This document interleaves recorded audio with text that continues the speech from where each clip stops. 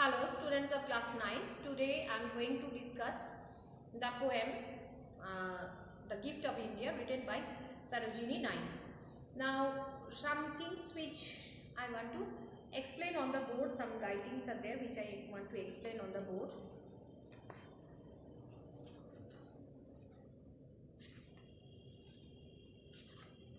Like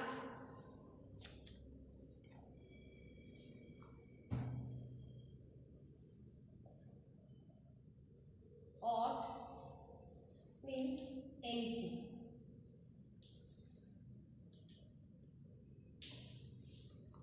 Okay, so is there ought? Is there ought? You need that my hands be told. So the whatever is there in the hands of Mother India that the people of the world wanted from her or wants from her are the rich gifts like of raiment, grain or gold.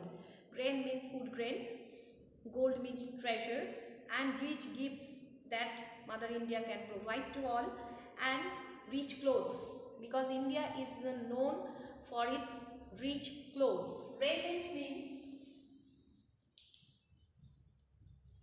clothes. Okay, raiment means clothes. Then, so what does the hand of Mother India holds? That is, it can be either gifts of cloth, grain or gold. So Mother India can provide the whole world with the gifts of clothes, grain or gold. But she expressed low. It's an exclamation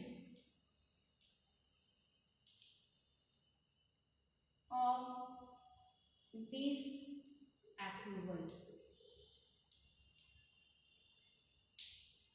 So Mother India just exclamation of disapproval. She just disapproves that idea. Low, she said, and she said no. She had given flung east and west priceless treasures drawn for my breast. What are priceless treasures? Priceless treasures.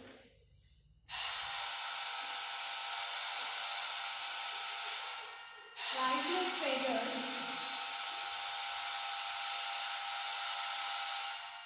Priceless treasures are what? Priceless treasures are. Priceless treasures are the great soldiers. Priceless treasures are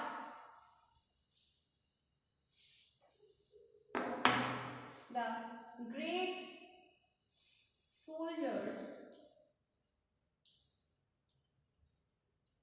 soldiers.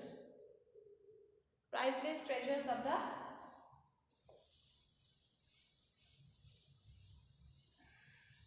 great soldiers.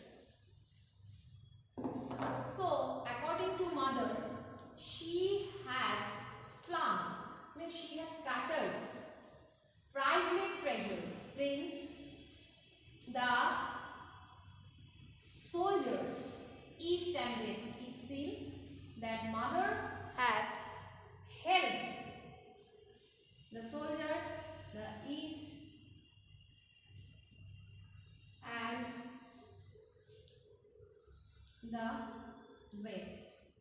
So Mother has scattered. It seems the Mother is telling that she has flung, means she has thrown, means it seems she has thrown all priceless treasures torn from my breast. Torn from her breast means forcibly taken away. So priceless treasures of the soldiers who have been forcibly taken away from the brother's breast.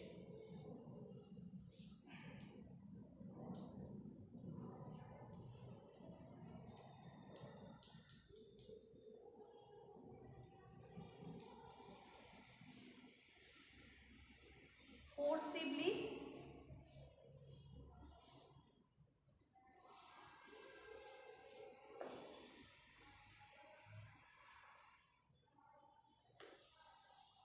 taken away from Mother's breast. To turn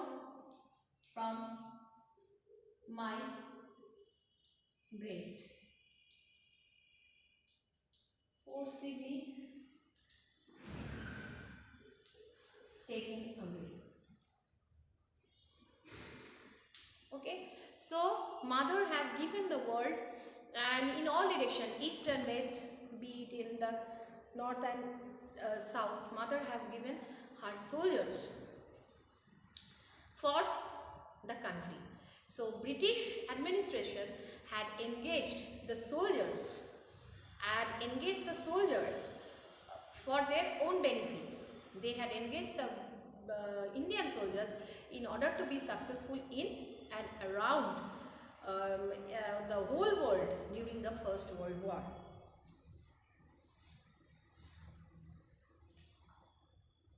Yielded the sons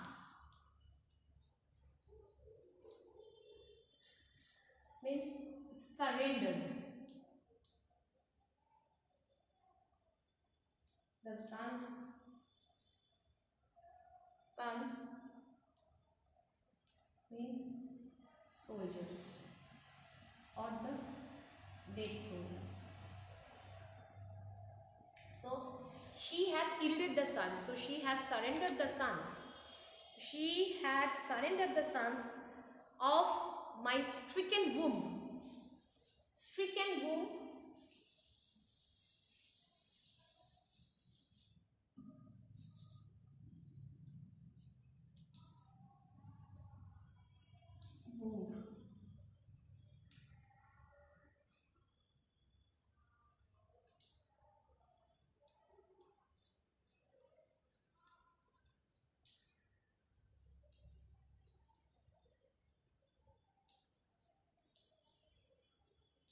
So some pain suffered by the mothers at the time of childbirth. Okay. So from my stricken womb, it seems that the mother had suffered the pain when the children were born. Means when these countrymen were there, when the soldiers were there, she had given them shelter, food, and it seemed that they were her own sons or the dead soldiers. They had been taken away, and she had to surrender those sons who were given birth with lots of pain. And those soldiers were surrendered in the name of duty and the sabers of doom. Sabers of doom means ultimately they will have to face the death. So in the name of duty and death, these soldiers were surrendered to the British administration.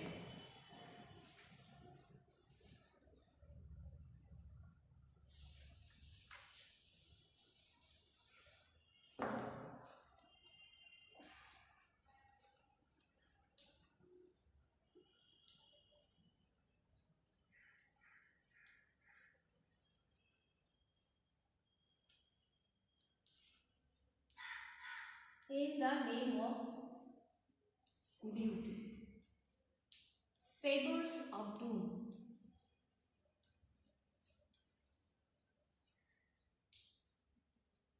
Ultimate end or death. Okay, sabers of doom means the great Indian soldiers, they suffered death at the end. But why they could not come back? They could not come back because they were engaged by the British administration and they were serving the British army. So they had to go to different countries for the sake of British administration to serve them and they had to go to different countries during the World War I. So they were representing the British army, and they had to fight for them, and they sacrificed their lives in the name of duty because they were serving, they had to do the job. So they just sacrificed their lives, they faced death, and ultimately they died, and they had to face the ultimate end or death.